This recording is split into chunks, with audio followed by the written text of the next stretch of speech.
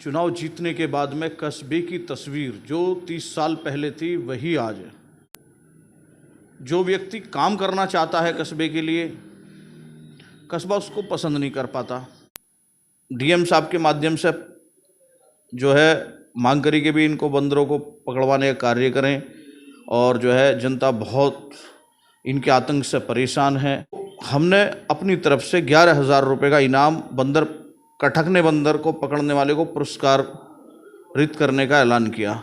नहीं पकड़े गए इनसे तो फिर हमें ही मैदान में कूदना पड़ेगा, हम ही बंदर को पकड़ेंगे, जैसे भी होगा देखा जाएगा। जैसे कि केटी लाइव न्यूज़ समय समय पर दर्शकों को तरह तरह की चीज़ें दिखाता रहता है, हम आए हैं जनपद गाजियाबाद के डासना में, जहां नगर पंचायत के चुनाव होने हैं और यहां पर लगभग 1.5 दर्जन प्रत्याशी जीत के दावेदारी कर रहे हैं और खम ठोक रहे हैं और तरह तरह से कार्यकर्ताओं को लुभाने का काम कर रहे हैं। तो आइए हम बात कराते हैं जो जनलोकमत पार्टी के राष्ट्रीय अध्यक्ष भी हैं और अब से पहले भी ये चुनाव लड़ चुके हैं, नज़र चौधरी। तो आइए बात कराते हैं। सर, जैसे कि आप इस बार भी चुनाव में मैदान में हैं, तो क्या मुद्दे और क्या वादे होंगे आपके जनता के लिए? सबसे पहले मैं अपने भाई का तहे दिल से शुक्रिया अदा करता हूं कि न्यूज़ के माध्यम से जनता को मैं ये संदेश देना चाहता हूं कि देखिए, डासना के अंदर अब से पहले कई प्रत्याशी जीते हैं चुनाव, और चुनाव जीतने के बाद में कस्बे की तस्वीर जो 30 साल पहले थी वही आज है। उसका सबसे बड़ा कारण क्या है? उसका सबसे बड़ा कारण ये है कि एक तो जो व्यक्ति काम करना चाहता है कस्बे के लिए, कस्बा उसको पसंद नहीं कर पाता। और चेयरमैनी का पद एक छोटा सा पद होता है, यहाँ और भी बड़े पद रहे हैं, लेकिन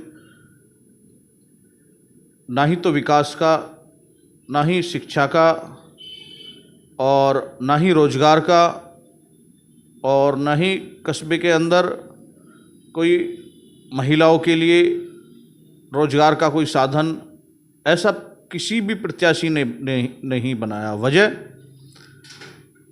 आज तक 30 साल के पीरियड में डासना के अंदर एक भी आदमी कस्बे का सरकारी नौकरी पे नहीं है। कितनी बड़ी बात है। क्यों? क्योंकि जब कस्बे के लिए जो प्रत्याशी रहे हैं उन्होंने कस्बे को आगे बढ़ाने का कार्य ही नहीं किया। जनता को सुख और सेंट्रल गवर्नमेंट, राज्य सरकार की स्कीमें आती हैं, महिलाओं को, औरतों को, बुजुर्गों को, बच्चों को दिलवाने का काम ही नहीं करते। और एजुकेशन में भी बहुत पीछे रहना। तो ये सब कस्बे के अंदर जो प्रत्याशी रहे हैं उनकी सबसे बड़ी कमी रही है। मैं अगर चेयरमैन, जनता का प्रतिनिधि, जनता का नौकर बनता हूँ, कस्बे की जनता मुझे प्यार से, मान सम्मान से नवाजती है, तो मैं वाकई में कस्बे के आने वाले भविष्य के बारे में सोचता हूँ। जो अब से 20 साल 30 साल पहले या वक्त चल रहा था, वो वक्त बदल चुका है। अब बच्चों के लिए अच्छा एक स्कूल होना चाहिए, कॉलेज होना चाहिए, और कुछ रोजगार के साधन होने चाहिए, हॉस्पिटल की अच्छी सुविधाएं होनी चाहिए। लेकिन कस्बे के अंदर कहीं भी रोजगार का तो नाम ही नहीं है। और सबसे बड़ी बात क्या है, टाउन के अंदर इतनी सारी नौकरियां निकलती हैं, कस्बे के आदमी नौकरी करना पसंद भी करते हैं, तो लेकिन उनको जो मौके पर चेयरमैन रहे हैं उन्होंने कभी नौकरी लगाने का काम नहीं किया। आसपास में इंडस्ट्री एरिया है, कंपनी है, हाउसिंग कंपनी है, वहाँ बहुत सारी नौकरियां हैं, वहाँ कभी नौकरी लगवाने का काम नहीं किया। तो कस्बे के अंदर तुम्हारा भाई अगर चेयरमैन बना तो मैं सबसे पहले अपने कस्बे के युवाओं को नौकरी दिलाने का काम करूँगा, बुजुर्गों को पेंशन दिलाने का काम करूँगा। सरकारी उत्तर प्रदेश सरकार बहुत अच्छी सुविधाएं जनता को दे रही है, उनको वो सुविधाएं दिलवाने का काम करूँगा। महिलाओं को, बच्चों को, जो भी जनता के हक अधिकार हैं, मैं उनको पूर्ण रूप से दिलवाने का काम करूँगा और कस्बे को पूर्ण रूप से विकास के रूप में बहुत अच्छे से उत्तर प्रदेश के अंदर नंबर 1 पे ले जाने का काम करूँगा। कस्बे के अंदर जो प्रत्याशी रहे हैं उन्होंने सिर्फ कस्बे की ही राजनीति की विचारधारा रखी है। कस्बे में सिर्फ वो चेयरमैन ही बन करके रहना चाहते हैं। मैं चेयरमैन बन करके सेवा करना चाहता हूँ और फिर कस्बे के भविष्य के बारे में सोचता हूँ। तो इसीलिए अगर मुझे कस्बे ने चुना तो मैं डासना चेयरमैन बनने के बाद में मैं बाहर से भी सुविधाएं दिलवाने का डासना की जनता के लिए कार्य करूँगा। जैसे कि एक पोस्ट चल रही है ग्रुप में, उसमें आपने ये आज तो घोषणा की है कि अगर कोई काटने वाले बंदर को पकड़ कर लाएगा तो 11,000 रुपये उसे इनाम बतौर दिए जाएंगे, तो वो कहाँ तक सही है? देखिए, दरअसल एक बंदरों की तो तादाद कस्बा डासना में बहुत अधिक है। कई चेयरमैन रहे हैं, उनका तो दावा यह है कि यहाँ पर काफ़ी बंदर जो हैं वो यहाँ से पकड़कर दूसरी जगह शिफ्ट कर दिए गए हैं, वो कहाँ तक सही? अगर देखिए पत्रकार महोदय, अगर कस्बे के अंदर से बंदरों का पकड़ के जाना होता तो ये बंदर मौके पे कहाँ से हैं? इतने सारे आज हज़ारों की तादाद में बंदर हैं, उनमें एक बंदर ऐसा है जो बावला हो चुका, वो कटकना हो चुका, वो हर व्यक्ति के साथ में, महिला के, बच्चों के साथ में दिन प्रतिदिन एक नई घटना को अंजाम देता।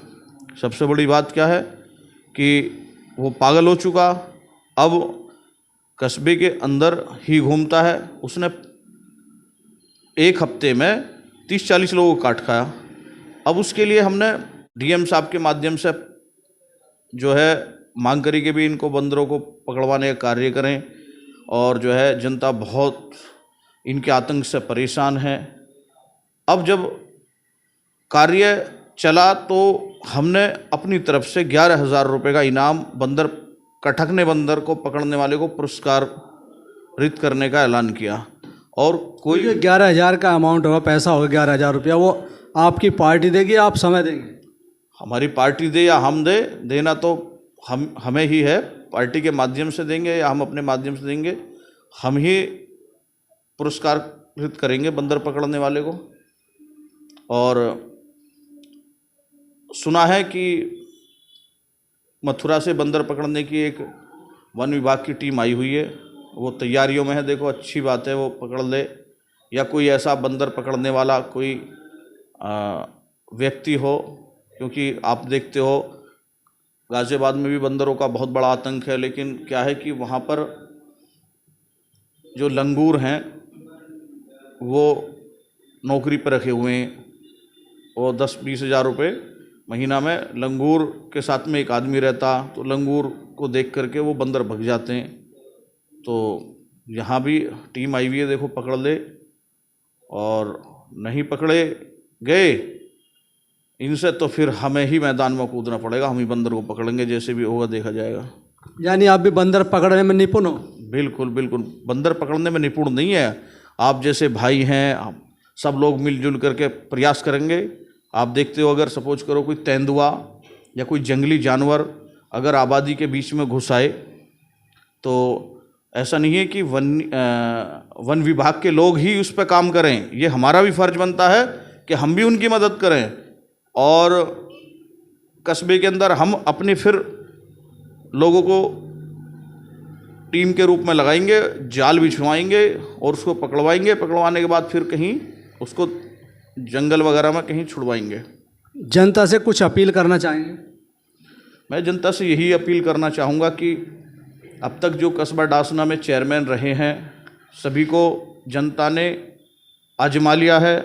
सबसे बड़ी बात है कि चेयरमैन भी रहे, बड़े पद भी रहे, और कस्बे का एमएलए भी रहे यहाँ पर, लेकिन कस्बे का पूर्ण रूप से विकास किसी भी रूप में नहीं हो पाया। तो मेरी जनता से यही अपील है कि जो नज़र चौधरी हैं वो कस्बे के भविष्य के लिए, आने वाले भविष्य के लिए सोचते हैं, तो नज़र चौधरी को वोट दें, सपोर्ट दें, प्यार दें, अपने आशीर्वाद से नवाजें। तो सभी चेयरमैनों को देख लिया है, मैं ही बचा हूँ कि अब तो मुझे भी एक 5 साल के लिए मौका दे दें। अगर अच्छे काम करूँगा तो मैं कस्बे में रहूँगा, वरना कोई ये उम्र भर का पट्टा तो नहीं लेकर आता कि भाई मैं ना वही कर लेता। कोई चेयरमैन बनने के बाद 5 साल बाद जो काम नहीं करता, जनता नकार देती है। जनता ही एक जनप्रतिनिधि को विधानसभा, संसद भवन तक पहुंचाती है और जनता ही 0 पे ला देती है। तो इसीलिए मुझे भी मौका दें, मैं कस्बे में चेयरमैनी के रूप में कस्बे की जनता की सेवा करना चाहता हूं। और मैं यही अपील करूंगा कि अपने भाई का सपोर्ट, सहयोग करें। और सबसे बड़ी बात है कि भाई सब प्रत्याशियों को आप देख लीजिए, अगर आपको कोई चीज़ पसंद होगी 4 लोगों में से, अगर 4 लोगों में से आपको एक पसंद करना होता तो यहाँ 10-15 प्रत्याशी हैं, तो 10-15 प्रत्याशियों को देखिए कि राजनीतिक एतबार से, सामाजिक एतबार से कौन मजबूत है, कौन सामाजिक कार्य करता है। और जो प्रत्याशी हैं वो 1 महीने के लिए आए हैं सिर्फ डासना में। क्या है कि कुछ प्रत्याशी तो ऐसे हैं जिनकी 50 से 60 साल उम्र है। 50-60 साल में तो सरकार भी रिटायर्ड कर देती है, और ये जनता को बहका करके अपना जो है मौका परस्त बनना चाहते हैं। इनका तो यह है कि बन गए तो ठीक है, नहीं तो कोई बात नहीं, बन गए तो ठीक, नहीं तो अपने घर बैठना ही बैठना इन लोगों को। तो ये 1 महीने के मेहमान हैं।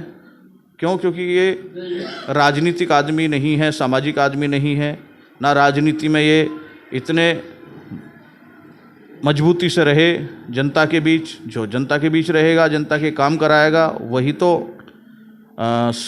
जनता को हक अधिकार दिलाएगा। तो इसलिए 1 महीने वाले को ना देखें, जो तुम्हारा लॉन्ग टाइम तक साथ देने वाला इंसान है वो नज़र भैया है आपका, नज़र चौधरी का साथ दें। बस मैं जनता से यही अपील करता हूँ। जय हिंद, जय भारत, जय जन लोकमत पार्टी।